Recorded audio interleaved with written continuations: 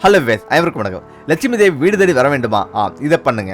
லட்சுமி தேவி நம் இல்லத்துல குடியேற வேண்டும் என்பதற்காக நாம் எத்தனையோ வழிமுறைகளை பின்பற்றி வருகிறோம். அவற்றில் ஒன்றுதான் பூஜை அறையில குத்து விளக்கு ஏற்றி கோலமிட்டு வழிபடுதான். செட்டிநாட்டு பகுதியில் கோலத்துக்கு மிகவும் முக்கியத்துவம் கொடுப்பது வழக்கம். இப்போது நகரங்கள்ல எல்லாம் கோல போட்டிகள் நடத்தி கோலமிடும் கலையை வளர்த்து வராங்க. வெள்ளிக்கிழமை மட்டுமல்லாது எல்லா நாட்களிலும் வீட்டு வாசல்ல கோலமிடுவது மரபாகிவிட்டது. கோலங்கள்ல பல வகைகள் உள்ளது. அவ மாக்கோலம், பூக்கோலம், ரங்கோலி, நடுவீட்டு கோலம், பின்னால் கோலம் என்றெல்லாம் இருக்குது.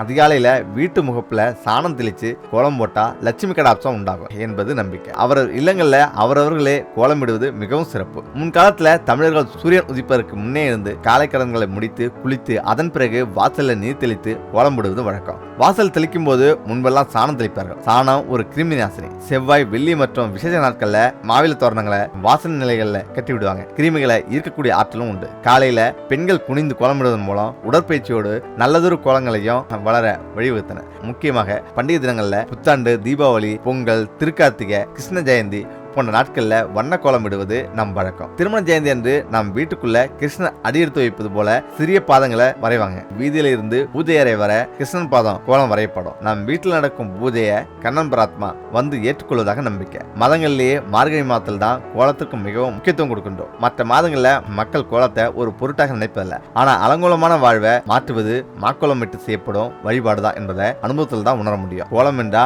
அழகு என்று பொருள். வீட்டை அலங்கரிச்சா மகிழ்ச்சியும் குடியேறும். மனதை அழகுபடுத்தினா இறைவனும் குடியேறுவான். நமது வாழ்வில சகல நாட்களும் சந்தோஷம் பெருக வேண்டும் என்றால் அன்றாட சமையலறையில அடுப்பிற்கு கோலமிட வேண்டும். முக்கியமாக துளசி மரத்தின் முன்பும் வீட்டின் முன்வாசலிலும் கோலமிட வேண்டும். அடுப்பில கோலமிட்டு அன்னலட்சுமி வரவேற்றா அஷ்டம லட்சுமிகளும் தாங்களாகவே வந்து சேருவாங்க. இதய கமலம், ஐஸ்வர்ய கோலங்கள் இடும்போது கண்டிப்பா கால்கள்ல மிதிக்க கூடாது. பொதுவாக யாருமே கோலத்தை மிதிக்கவோ அழிக்கவோ கூடாது. கோலத்தை நாம் மங்களகரமாக கருதி கொண்டாட வேண்டும். கோலமிடுவதில் அழகு இருக்கிறது, புண்ணியமும் சேர்கிறது. கோலம் போடுவதற்கு பச்சரிசி மாவை உபயோகப்படுத்துவது நல்லது. அதாவது நாம் அரிசி மா கோலம் போடும்போது அந்த அரிசி மாவை எறும்புகள் மற்றும் ஊர்வனம் சாப்பிடுவதன் மூலம் அன்னதானம் செய்த பலன் நமக்கு கிடைத்து புண்ணியம் வந்து சேரும். எனவே லட்சுமி இல்லத்துல குடியேற ஒவ்வொரு நாளும் அதிகாலையில வீட்டு முகப்பில் அழகிய கோலமிட்டு வரவேற்போம். ஆரோக்கியமான வாழ்வும் செல்வமிக்க வாழ்வும் அமைய வழிவகுப்போம். அதே நேரம் மறந்தும் வெள்ளிக்கிழமைகளை இந்த தவறுகளை செய்யாதுங்க. லட்சுமி தேவி உங்களை விட்டு போயிடுவாங்க.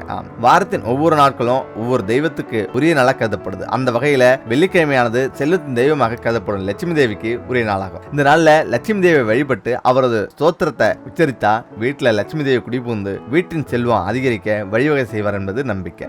ஒருவர் நல்ல செல்வ செழிப்பான வாழ்க்கை வாழ விரும்பினா அதற்கு லட்சுமி தேவியின் ஆசையை பெற்றிருக்க வேண்டும். உங்கள் வீட்டுல மற்றும் உங்களுக்கு லட்சுமி தேவியின் பரிபூர்ண ஆசை வேண்டும் என்றால் அவருக்கு உரிய நாளான வெள்ளிக்கிழமைகள்ல ஒரு சில செயல்களை செய்வதை தவிர்த்துடுங்க. இல்லாவிட்டா லட்சுமி தேவியின் கோபத்துக்கு ஆளாக நேரிடும். இப்போது வெள்ளிக்கிழமைகளை செய்யக்கூடாதவை என்ன என்பதை காண்போம். லட்சுமி தேவியின் சிலையை கழுவக்கூடாது.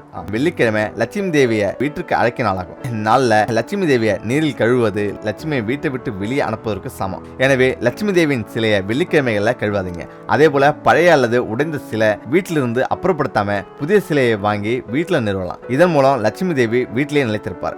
வீட்டின் கதவை மூடாதீங்க. வெள்ளிக்கிழமைகளை மாலை வேளையில வீட்டின் பிரதான வாசல் கதவை மூடி வைத்திருக்காம சிறிது நேரம் திறந்து வைத்திருக்க வேண்டும். ஏனெனில் இந்த நேரத்தில் தான் லட்சுமி தேவி வீடு வீடாக செல்வார். இந்த நிலையில வீட்டின் கதவு மூடியிருந்தா லட்சுமி தேவி வீட்டிற்கு வராம வாசலோடு சென்று விடுவார். எனவே மாலை வேளையில வீட்டின் வாசல் கதவை மூடி வைத்திருக்காதீங்க. கடன் கூடாது. வெள்ளிக்கிழமைகளை யாரிடமும் கடன் வாங்காதீங்க. அதே போல கடன் கொடுக்கவும் செய்யாதீங்க. அவ்வாறு செஞ்சா வீட்டுல செல்வம் நிலைத்திருக்காம போவதோடு வீட்டில் உள்ளோரின் ஆரோக்கியமும் குறையும். முக்கியமாக இந்த நாள்ல யாரேனும் உதவி என்று கேட்டா அவருக்கு உதவி செய்யுங்க. அதுவும் அது கடனாக இருக்கக்கூடாது என்பதை நினைவு கொள்ளுங்க. இந்த நாள்ல கடன் வாங்கினா நிதி நிலைமை பலவீனமாகும். பெண்களை அவமதிக்காது. வெள்ளிக்கிழமைகளை பெண்களை அவமதிக்கவோ திட்டவோ கூடாது. பெண்களை அவமரியாதை செய்வது லட்சுமி தேவியை அவமதிப்பதற்கு சமம். எனவே இந்த நாள்ல வீட்டில் உள்ள பெண்களிடம் கடுமையாக நடந்து கொள்ளாதீங்க. மாறாக அவர்களிடம் மிகவும் அன்பாக நடந்து கொள்ளுங்க. எவ்வளவுக்கு எவ்வளவு பெண்களை ஒருவர் மதிக்கிறாரோ அவர் கையில பணம் அதிகம் சேர்ந்து கொண்டே இருக்கும். உப்பு, மஞ்சள் போன்றவை கொடுக்காதீங்க. உப்பு, மஞ்சள் போன்றவற்றில் லட்சுமி தேவி குடியிருப்பதாக கருதப்படுகிறது. இந்த மங்களமான பொருட்களை வீட்டில இருந்து மற்றொரு கடனாக கொடுத்தா வீட்டில் உள்ள லட்சுமி தேவியை மற்றவர் கொடுப்பதற்கு சமம். எனவே இந்த பொருட்களை யாருக்கும் கடன் கொடுக்காதீங்க.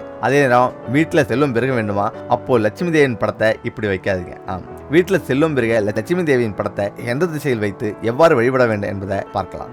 முக்கியமாக வீட்டில் செல்வம் பெருக. மகாலட்சுமி திருமாலின் மனைவி, செல்வத்தின் தெய்வம் என்று இந்து மதத்துல வீட்டில் செல்வம், ஐஸ்வர்யம், முன்னேற்றம் ஆகியவற்றுக்காக லட்சுமியை வழிபட்டு வருகின்றனர். வாஸ்து விதிகளின்படி லட்சுமி தேவியின் புகைப்படத்தினை சரியான திசையில வைத்து வழிபட வேண்டும். ஆனா லட்சுமி தேவியின் அனைத்து வகையான படங்களுக்கும் வெவ்வேறு அர்த்தங்கள், நன்மைகள் மற்றும் தீமைகள் உள்ளது. அதனால எந்த மாதிரியான படத்தினை வைத்து நாம் வழிபட வேண்டும் என்பதை தெரிந்து கொள்ள வேண்டும். லட்சுமி படத்திற்கான வாஸ்து விதிகள். லட்சுமி மகிழ்ச்சியான தோரணையில இருக்கும் படத்தினை தேர்வு செய்து வச்சா செல்வம், நேர்மறை ஆற்றல் வீட்டுக்கு ஏற்படலாம். மேலும் தாமரை மலர்ல இருக்க வேண்டுமா. ஆனா நின்ற கோலத்துல உள்ள படத்தை வீட்டில் வைக்க கூடாது. இவை சஞ்சலமானது என்று கூறப்படுவதோடு விரைவிலேயே லட்சுமி தேவி வெளியேறி விடுவார் என்று கூறப்படுது. வடக்கு அல்லது வடகிழக்கு திசைகளில் வச்சா நேர்மறை ஆற்றல் ஈர்க்கப்படும். அவ்வாறு இடம் இல்லைனா கிழக்கு திசையிலும் வைக்கலாம். முடிந்தவரை பெரிய படமாகவும் தெளிவாக இருப்பதாகவும் வைக்க வேண்டும். இவை எதிர்மறையை ஈர்க்குமா. படங்களை வைச்சா அழுக்கு, தூசி இல்லாம சுத்தமாக வைத்திருக்க வேண்டும். படம் நமது கண் பார்வைக்கு சற்று மேலே இருக்குமாறு இருக்க வேண்டும். இவை நீங்க வணங்குவதையும் மதிப்பதையும் காட்டுகிறது. மற்ற தெய்வங்களிடம் லட்சுமி தேவி படத்தினை வைப்பது சரியில்லை. துக்கம் மற்றும் துன்பத்தை காட்டும் லட்சுமி தேவியின் படத்தினை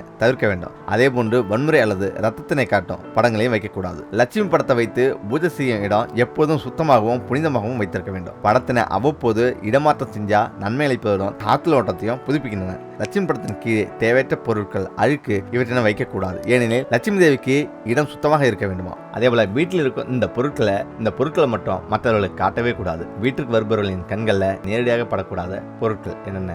கள்ளக்கபடம் இல்லாம சில பேர் மற்றவர்களிடம் பழகுவாங்க. எதை அடுத்தவர்களிடம் சொல்வது, எதை அடுத்தவர்களிடம் சொல்லக்கூடாது என்று தெரியாம சொல்லிவிடுவாங்க. எந்த பொருள் அடுத்தவர்களுக்கு காட்டுவது, எதை அடுத்தவர்களுக்கு காட்டக்கூடாது என்ற அடிப்படையான பக்கம் கூட சிலருக்கு இருக்காது. அவர்களை குத்தம் குறையும் சொல்ல முடியாது. அவர்கள் வெளியானவர்கள். ஆனா சில விஷயங்கள்ல சில நாசுக்கான மறைவு இருக்கதான் வேண்டும். பெரியவர்கள் அடிக்கடி சொல்லுவாங்க, நண்பர்களை யாரையாவது வீட்டுக்கு அழைத்து வந்தா கூட ஹாலிலேயே உட்கார வச்சு பேசி அனுப்பும். வீட்டுக்குள்ள, அதாவது சமையலறை, படுக்கையறை வர அவர்களை அழைத்து செல்லாது என்று கூறுவாங்க. இந்த வார்த்தை சொல்லிவிட்டா இன்றைய காலத்து இளைஞர்களுக்கு கோபம் வரும். ஆனா அவர்கள் சொல்லும் அந்த விஷயத்துக்கு பின்னால நிறைய அர்த்தம் இருக்கிறது. அது சில நாட்களை கடந்த பிறகுதான் நமக்கு புரியும். வீட்டுல அடுத்தவர்களுக்கு காட்டவே கூடாத பொருட்கள் என்னென்ன? ஒரு கண் போல ஒருவர் கண் இருக்காது. மண்ணை தின்னால் கூட மறைத்தின்னு என்று ஒரு பழமொழி உள்ளது. சில விஷயங்களை நீங்கள் செய்யும் போது அதை மறைச்சுதான் செய்தாக வேண்டும். அந்த வரிசையில பிறருக்கு நம்முடைய வீட்டில் காட்டக்கூடாத இடம் எது, பிறருக்கு நம் வீட்டில் இருக்கும் எந்த பொருட்களை காட்டவே கூடாது என்பதை பற்றிய ஆன்மீக சார்ந்த சில தகவல் தான் இப்ப நம்ம பார்க்க போறோம். நம்முடைய சந்தோஷம் எதுவாக இருந்தாலும் அதை வெளித்தனமாக அடுத்தவர்களும் பகிர்ந்து கொள்ளவே கூடாது. நமக்கு கணவர் ஆசையாக வாங்கி கொடுத்த பொருள், அல்லது நம் பிள்ளைகளுக்கு வாங்கி கொடுத்த பொருள், அல்லது நம்முடைய அம்மா அப்பா நமக்காகவே வாங்கி கொடுத்த ஆடம்பர பொருட்கள் என்று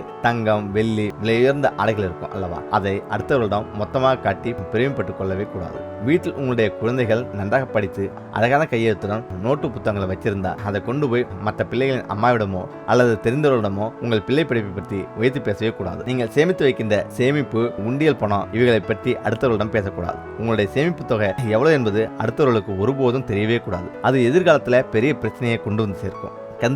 கந்திஷ்டி படுவது ஒரு பக்கம் இருந்தாலும் பலதரப்பட்ட பிரச்சனைகளிலிருந்து நான் தப்பிக்க பணம் சம்பந்தப்பட்ட விஷயத்தை பலரோடு பகிர்ந்து கொள்ளாதீங்க. சமையலறையில கிலோ கணக்கில் வாங்கி வைத்திருக்கோம் மளிகை ஜாமான்கள் அப்படியே அடுத்தவர்கள் கண்களை படும்படி வைக்க கூடாது. அரிசி மூட்டையை கூட பூஜை அறையில உங்களுடைய அலங்காரத்தை அடுத்தவர்கள் பார்க்க வேண்டும் என்று வீட்டுக்குள்ள வருபவர்களை அழைத்து வந்து சுவாமி அறையை காட்டவே கூடாது. குறிப்பாக படுக்கை அறை. கணவன் மனைவி படுத்தூங்கக்கூடிய மெத்த, பாய், தலையணை இவைகளை வெளியில் இருந்து வருபவர்கள் பயன்படுத்தவே கூடாது. அவர்களுக்கென்று தனியாக வாங்கி வைத்துக் கொள்ளுங்கள். படுக்கை அறைக்கு அனாவசியமாக மூன்றாவது நபரை அழைத்து செல்லவே செல்லாதீங்க. அடுத்தவர்கள் தப்பாக நினைத்துக் கொண்டா கூட பரவாயில்லை. படுக்கை அறைக்கு கதவு இருக்கும், அதை சாத்தி எப்பொழுதும் தாழ் போட்டு வைத்துக் கொள்ளுங்க. ரொம்ப நெருங்கியவர்கள், உறவினர்கள் என்று இருந்தா கூட சில விஷயங்களை அவர்களிடம் சொல்வதை தவிர்த்து விடுங்க. அது உங்களுடைய குடும்பத்திற்கு நன்மை கொடுக்கும். மேலே சொன்ன விஷயத்தை கேட்டுவிட்டு எல்லோருக்கும் ஒரு சந்தேகம் வரும், அப்போது வீட்டுக்கு யாரையும் அழைத்து வரக்கூடாதா, வீட்டை யாருக்கும் சுட்டி காட்டக்கூடாதா என்று. ஆனா மேலே சொன்னது தவறுகளை எல்லாம் நீங்கள் செய்யும் போது அடுத்த சில நாட்கள்ல உங்களுடைய வீட்டில் எதிர்பாராத சில எதிர்மறையான மாற்றம் ஏற்படும். அதன் பிறகு கஷ்டப்பட்டு எந்த ஒரு பிரயோஜனமும் இல்லை. செய்ய வேண்டும் என்றால் அவர்களுக்கு தனியாக ஏதாவது செய்து விடுங்க. வெகுளித்தனமாக இருப்பது தவறு என்று சொல்ல வரவில்லை. வெகுளித்தனத்தின் மூலம் வாழ்க்கையை இழந்துவிடக்கூடாது என்பதற்காக தான் இந்த பதிவு.